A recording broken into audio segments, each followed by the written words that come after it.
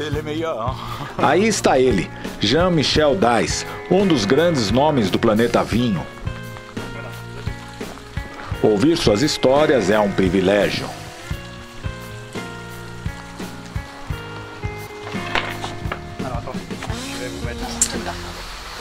Écoutez, c'est assez simple, c'est l'histoire d'un mec frustré. C'est l'histoire d'un mec frustré qui produit des raisins pour exister et qui, en faisant tout ce qu'on lui dit qu'il faut faire parce que c'est comme ça qu'on doit le faire, il y a une recette de cuisine. Le Riesling, ça a le goût du Riesling, le Sylvaner, ça a le goût du Sylvaner, le Gewürz, ça a le goût du Gewürz. Finalement, en faisant tout exactement comme prescrit la faculté, le vin que j'ai fait n'avait pas le goût du raisin. Il y avait quelque chose dans mon raisin de plus énergétique, de plus messianique, de plus profond, de plus complexe, de plus sophistiqué, de plus éclatant, de plus lumineux que dans ce vin que je faisais comme c'était prescrit dans la règle alsacienne. Donc je me suis dit, est-ce que c'est moi qui n'ai pas de talent du tout pour transformer le raisin, ou est-ce qu'il y a des choses dans la règle alsacienne qui sont erronées, qui sont fausses? Et j'ai commencé très méthodiquement à déconstruire la recette de cuisine. Oui. Voilà. Donc j'ai cherché de mettre dans chaque bouteille le goût que j'avais dans les raisins dans la vigne. Parce que le goût du raisin dans la vigne, sur une vigne faible, qui produit peu, qui fait des raisins vraiment mûrs, c'est beaucoup plus intéressant, c'est extraordinairement plus complexe que finalement ce qu'il y a dans les bouteilles de presque tout le monde. Ouais. Voilà. Donc j'ai commencé par enlever les levures sélectionnées, j'ai enlevé les produits œnologiques, j'ai réduit le soufre, je suis resté sur lit 1 année et demie, j'ai pris des risques insensés. Et puis finalement, il y avait peu à peu dans ma bouteille quelque chose que je reconnaissais dans le raisin dans la vigne, et il n'y avait pas le goût du cépage. Et je me rappelle toujours, avec Marie-Hélène, on avait le Riesling Engelgarten, le Pinot Engelgarten, le Muscat Engelgarten et le Chasselas Engelgarten. Et il n'y avait pas forcément beaucoup de différence.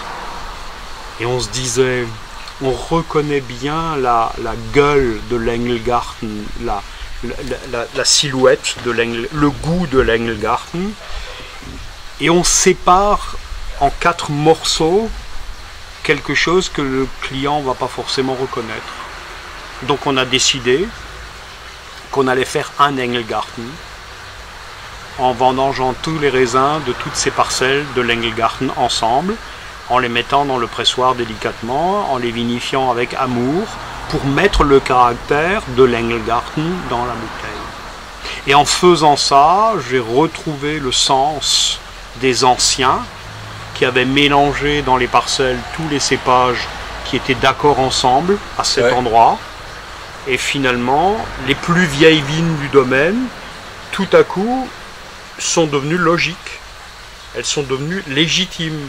Parce qu'avant, les plus vieilles vignes, on était un peu mal à l'aise, elles rentraient pas tout à fait dans le cadre. C'était pas du cépage seul, c'était pas du clone, c'était pas moderne. Et donc on avait un peu honte. Et au bout de ce travail, j'ai compris que ceux qui étaient là avant moi, qui avaient fait ça, ils avaient fait ça en pleine conscience. Ouais. Et c'était tout à fait logique. Et donc j'ai su que je ne pourrais plus jamais retourner en arrière et que je planterai plus jamais une vigne simple, parce que s'il faut faire simple, je préfère l'eau, pas le vin. Voilà, c'est très simple. Tu vois, j'ai retrouvé le sens de l'histoire, quelque chose qui avait été caché Et après, j'ai commencé à chercher pourquoi c'était caché. Ouais. Et c'était très très simple. Jusqu'en 1977, il y avait en Alsace énormément de vieilles vignes mélangées. Ah oui, 77. 77. Et au printemps 77, le négoce a dit qu'il n'acceptait plus de payer le cépage majoritaire dans ces raisins mélangés. Il faisait une sous-catégorie, il ne payait plus ça. Ah. Et donc tous les vignerons ont arraché ces vieilles vignes mélangées qui produisaient très très peu. Ils ont replanté les clones de l'INRA de Colmar. Et en 1982, ils ont fait 136 hectolitres hectares de rendement moyen régional. D'accord? Il y avait du vin partout. Dans les baignoires, dans les bidets, dans les chiottes, dans les cuves. Parce que tout à coup, ces vieilles vignes peu productives, glorieuses, étaient effacées. Et on était dans la modernité absolue.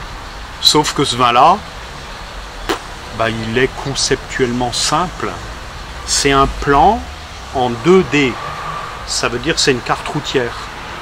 Tu peux regarder. Mais il n'y a pas de profondeur, il n'y a pas de champ, il n'y a pas de paysage. Tu t'emmerdes. Tu vois, la différence entre un paysage et la photo du paysage. Voilà. Les vins modernes, c'est juste la photo du paysage. Et les vrais vins, c'est le paysage en 3D. Donc moi, je cherche à faire un vin en 3 dimensions. Un peu de contribution pour ce nouveau monde qui a demandé du vin monocépage, des variétales. Mais ils peuvent pas revendiquer autre chose parce qu'ils n'ont pas de terroir. Le terroir, c'est une création de l'être humain. Il faut du temps. Il faut 1000 ans pour fabriquer un terroir, ou au moins 500 ans. Donc tu arrives quelque part, c'est un paysage, mais c'est pas encore un terroir. Voilà. Il faut du temps pour faire un terroir. Il faut du respect pour faire un terroir. Il faut du renoncement pour faire un terroir. Donc quand tu n'as pas de terroir, tu revendiques le cépage.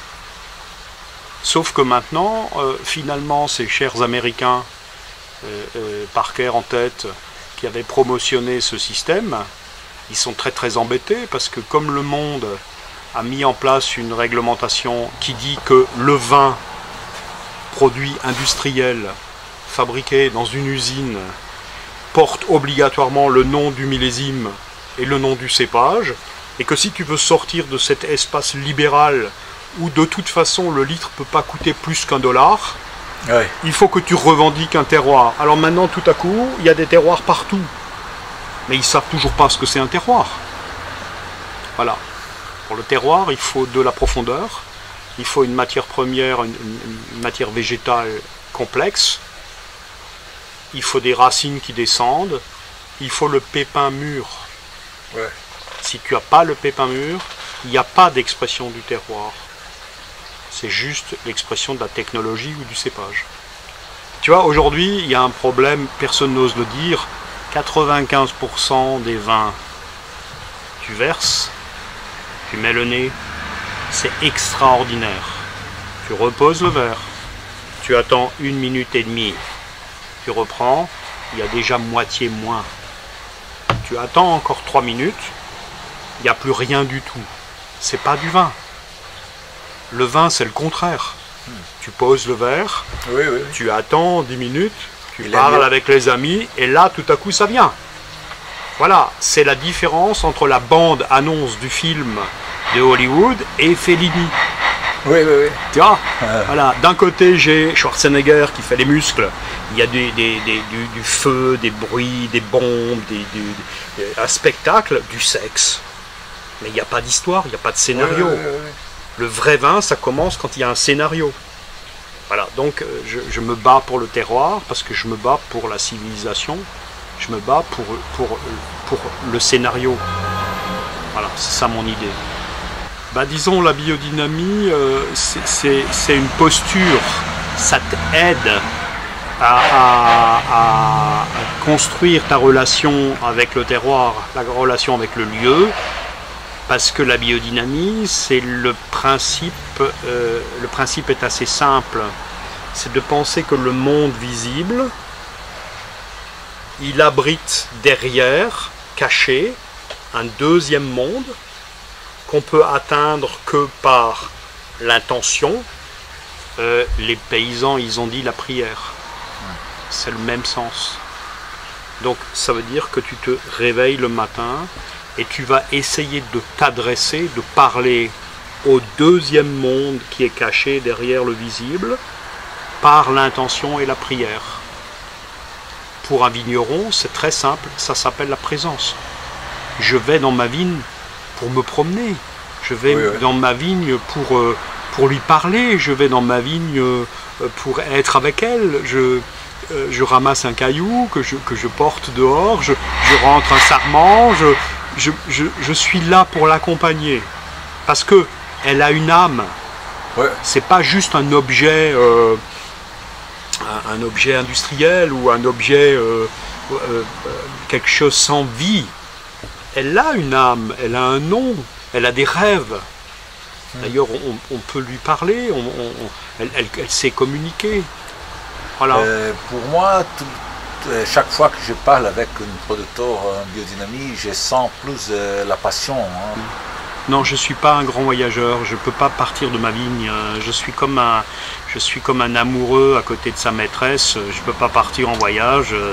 Au bout de 2 jours, d'abord je m'emmerde, je suis à Rio sur la plage, et au bout de 2 jours, je me dis mais qu'est-ce que tu fais là?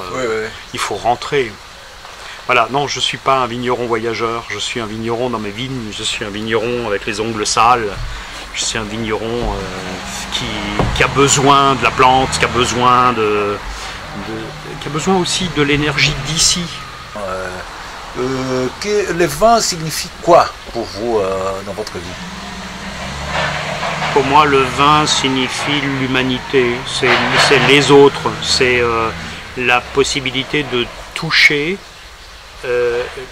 celui qui est en face de moi avec quelque chose d'intime. Voilà, il y a une grande différence entre je te parle et je t'offre un verre de vin. Oui. Parce que ce vin que j'ai fait, il y a tellement d'amour dedans, il y a tellement d'attention dedans, il y a tellement de prière dedans, tu reçois ça à l'intérieur et ça fait des choses de l'intérieur qu'aucun discours ne peut remplacer. Je peux te parler pendant 2 heures, ça te fera pas, ça fera moins de choses que ce petit verre de vin qui va te remplir, qui va t'irradier, qui va faire de toi un brave mec. Au début, un mec frustré, et maintenant c'est un mec heureux, épanoui.